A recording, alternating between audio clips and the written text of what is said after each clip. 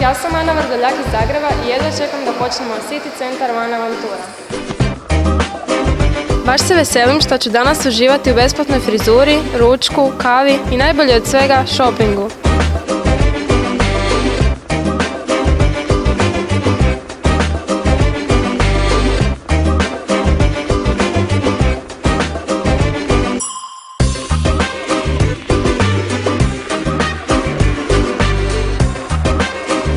Ana, izvoli, čestitam, uživaj u šopingu sa City Centar One bonovima. Hvala.